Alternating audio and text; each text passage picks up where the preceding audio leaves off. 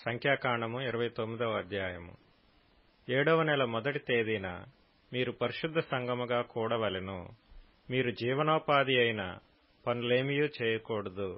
అది మీకు శృంగధ్వని దినము. నిర్దోషమైన ఒక కోడెదూడను, ఒక పొట్టేలును యెహోవాకు ఇంపైన సువాసన గల దహన బలిగా అర్పింపవలెను. వాటి విధి ప్రకారముగా అమావాస్యకు అర్పించు దహన బలియు దాని నైవేద్యమును, నిత్యమైన దహన బలియు దాని నైవేద్యమును, వాటి పానార్పణములను గాక మీరు నిర్దోషమైన ఏడాదివగు 7 మగ గొర్రెపిల్లలను యెహోవాకు ఇంపైన సువాసన గల దహన బలిగా అర్పింపవలెను. వాటి నైవేద్యము నూనెతో కలపబడిన గోధుమ పిండి ప్రతి కోడెదూడతో తూములో 3/10 వంతులను, పొట్టేలుకు 2/10 వంతులను, 7 గొర్రెపిల్లలలో ఒక్కొక్క పిల్లతో ఒక్కొక్క 10వ వంతును మీ నిమిత్తము ప్రాయశ్చిత్తము చేయబడుటకై పాపపరిహారార్థ బలిగా ఒక మేకపిల్లను అర్పింపవలెను. ఈ 7వ నెల 10వ దినమున మీరు పరిశుద్ధ సంఘముగా కూడవలెను. అప్పుడు మిమ్మును మీరు దుఃఖపరచుకొనవలెను. ఏ పనియూ చేయకూడదు. ప్రాయశ్చిత్తము కలుగుటకై పాపపరిహారార్థ బలియు, నిత్యమైన దహన బలియు దాని నైవేద్యమును, వాటి పానార్పణములను కాక మీరు ఒక కోడెదూడను, ఒక పొట్టేలును, ఏడాదివైన 7 గొర్రెపిల్లలను యెహోవాకు ఇంపైన సువాసన గల దహన బలిగా అర్పింపవలెను. అవి మీకున్న వాటిలో నిర్దోషమైనవై ఉండవలెను. నూనెతో కలపబడిన పిండిని నైవేద్యముగాను, ప్రతి కోడెతో తూములో 3/10 వంతులను, ఒక పొట్టేలుతో 2/10 వంతులను, ఆ 7 గొర్రెపిల్లలలో ఒక్కొక్క పిల్లతో ఒక్కొక్క 10వ వంతును పాపపరిహారార్థ బలిగా ఒక మేకపిల్లను అర్పింపవలెను. మరియు 7వ నెల 15వ దినమున మీరు పరిశుద్ధ సంఘముగా కూడవలెను. అప్పుడు మీరు జీవనోపాధి అయిన పనులేమియూ చేయక 7 దినములు యెహోవాకు పండుగ ఆచరింపవలెను. నిత్యమైన దహన బలియు దాని నైవేద్యమును, దాని పానార్పణమును కాక యెహోవాకు ఇంపైన సువాసన గల దహన బలిగా 13 కోడెదూడలను, 2 పొట్టేళ్లను, ఏడాదివైన 14 గొర్రెపిల్లలను అర్పింపవలెను. అవి నిర్దోషమైనవై ఉండవలెను. నూనెతో కలపబడిన గోధుమ పిండిని నైవేద్యముగాను, ఆ 13 కోడెదూడలలో ప్రతి దూడతో తూములో 3/10 వంతులను, ఆ 2 పొట్టేళ్లలో ప్రతి పొట్టేలుతో 2/10 వంతులను, ఆ 14 గొర్రెపిల్లలలో ప్రతి పిల్లతో ఒక్కొక్క 10వ వంతును పాపపరిహారార్థ బలిగా ఒక మేకపిల్లను అర్పింపవలెను. 2వ దినమున నిత్యమైన దహన బలియు దాని నైవేద్యమును, వాటి పానార్పణములను గాక మీరు నిర్దోషమైన 12 కోడెదూడలను, 2 పొట్టేళ్లను, ఏడాదివైన 14 గొర్రెపిల్లలను విధి ప్రకారముగా వాటి లెక్క చొప్పున ఆ కోడెలతోనూ, పొట్టేళ్లతోనూ, గొర్రెపిల్లలతోనూ వాటి నైవేద్యమును, పానార్పణములను పాపపరిహారార్థ బలిగా ఒక మేకపిల్లను అర్పింపవలెను. 3వ దినమున నిత్యమైన దహన బలియు దాని నైవేద్యమును, దాని పానార్పణమును గాక నిర్దోషమైన 11 కోడెలను, 2 పొట్టేళ్లను, ఏడాదివైన 14 గొర్రెపిల్లలను విధి ప్రకారముగా వాటి లెక్క చొప్పున ఆ కోడెలతోనూ, పొట్టేళ్లతోనూ, గొర్రెపిల్లలతోనూ వాటి నైవేద్యమును, పానార్పణములను పాపపరిహారార్థ బలిగా ఒక మేకపిల్లను అర్పింపవలెను. 4వ దినమున నిత్యమైన దహన బలియు దాని నైవేద్యమును, పానార్పణమును గాక నిర్దోషమైన 10 కోడెలను, 2 పొట్టేళ్లను, ఏడాదివైన 14 గొర్రెపిల్లలను విధి ప్రకారముగా వాటి లెక్క చొప్పున ఆ కోడెలతోనూ, పొట్టేళ్లతోనూ, గొర్రెపిల్లలతోనూ వాటి నైవేద్యమును, పానార్పణములను పాపపరిహారార్థ బలిగా ఒక మేకపిల్లను అర్పింపవలెను. 5వ దినమున నిత్యమైన దహన బలియు దాని నైవేద్యమును, పానార్పణమును కాక నిర్దోషమైన 9 కోడెలను, 2 పొట్టేళ్లను, ఏడాదివైన 14 గొర్రెపిల్లలను విధి ప్రకారముగా వాటి లెక్క చొప్పున ఆ కోడెలతోనూ, పొట్టేళ్లతోనూ, గొర్రెపిల్లలతోనూ వాటి వాటి నైవేద్యమును, పానార్పణములను పాపపరిహారార్థ బలిగా ఒక మేకపిల్లను అర్పింపవలెను. 6వ దినమున నిత్యమైన దహనబలియు దాని నైవేద్యమును పానార్పణమును గాక నిర్దోషమైన 8 కోడెలను, 2 పొట్టేళ్లను, ఏడాదివైన 14 గొర్రెపిల్లలను విధి ప్రకారముగా వాటి వాటి లెక్క చొప్పున ఆ కోడెలతోనూ పొట్టేళ్లతోనూ గొర్రెపిల్లలతోనూ వాటి వాటి నైవేద్యమును పానార్పణములను పాపపరిహారార్థ బలిగా ఒక మేకపిల్లను అర్పింపవలెను.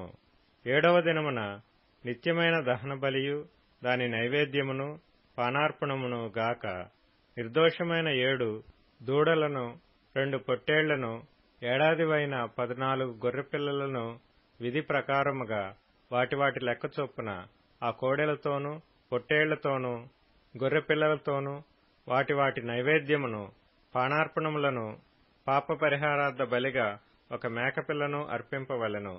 8వ దినము మీకు వ్రత దినముగా నుండును. అప్పుడు మీరు జీవనోపాధి అయిన పనులనేమియూ చేయకూడదు.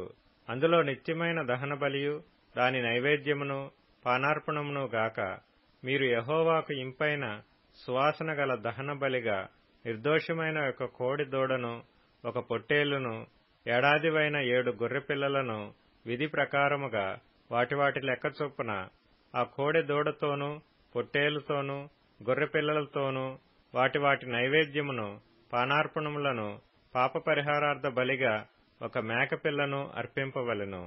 మీ మ్రొక్కుబళ్లను, మీ స్వేచ్ఛార్పణములను, మీ దహన బలులను, మీ నైవేద్యములను, మీ పానార్పణములను, మీ సమాధాన బలులను గాక వీటిని నియామక కాలములందు యెహోవాకు అర్పింపవలెను. యెహోవా మోషేకు ఆజ్ఞాపించినట్లు మోషే ఇశ్రాయేలీయులతో సమస్తమును తెలియజెప్పెను.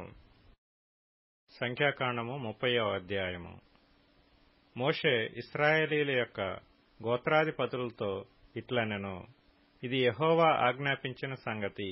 ఒకడు యెహోవాకు మ్రొక్కుకొనిన ఎడల, లేక తాను బద్ధుడొకటకు ప్రమాణము చేసిన ఎడల, అతడు తన మాట తప్పక తన నోటి నుండి వచ్చినదంతయు నెరవేర్చవలెను.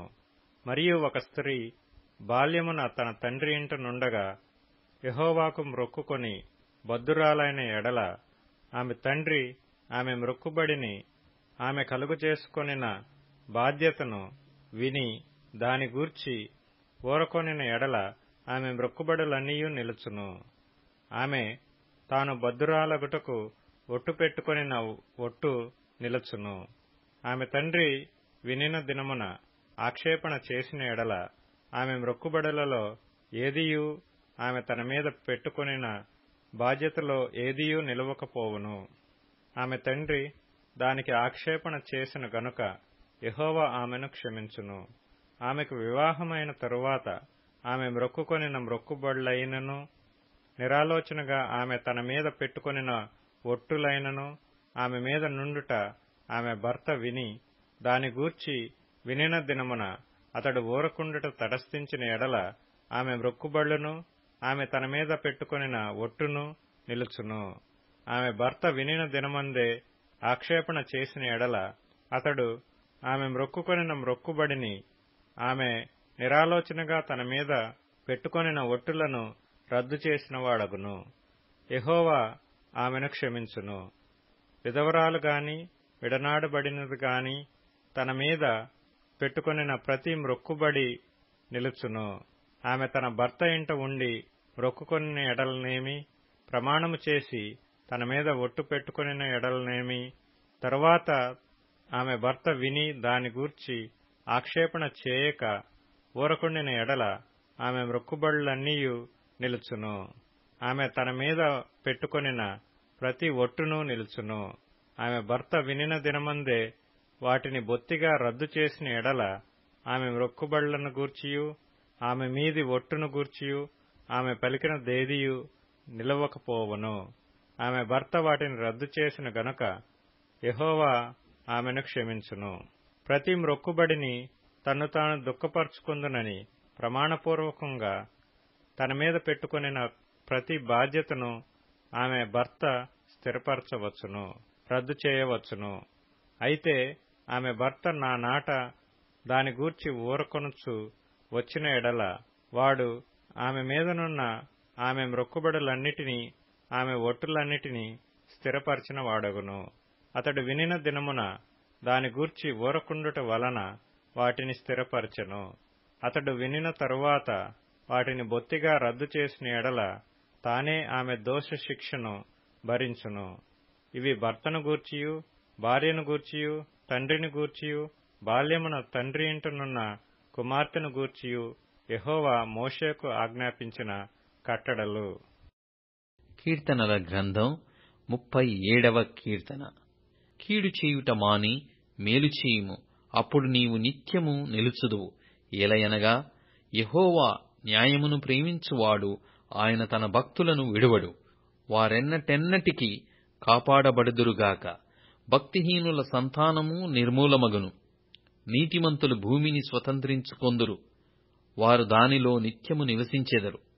నీతిమంతుల నోరు జ్ఞానమును గూర్చి వచించును, వారి నాలుక న్యాయమును ప్రకటించును.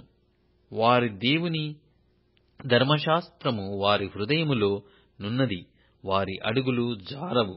భక్తిహీనులు నీతిమంతుల కొరకు పొంచియుండి వారిని చంపజూతురు. వారి చేతికి యెహోవా నీతిమంతులను అప్పగింపడు. వారు విమర్శకు వచ్చినప్పుడు ఆయన వారిని దోషులుగా ఎంచడు. సామెతల గ్రంథం 9వ అధ్యాయం. తన పనికత్తెల చేత జనులను పిలువనంపినది. పట్టణమందలి మెట్టల మీద అది నిలిచి, జ్ఞానము లేనివాడా, ఇక్కడికి రమ్మని ప్రకటించుచున్నది. తెలివిలేని వారితో అది ఇట్లనుచున్నది, వచ్చి నేను సిద్ధపరిచిన ఆహారమును భుజించుడి, నేను కలిపిన ద్రాక్షారసమును పానము చేయుడి. ఇక జ్ఞానము లేని వారయ్యుండక బ్రతకుడి.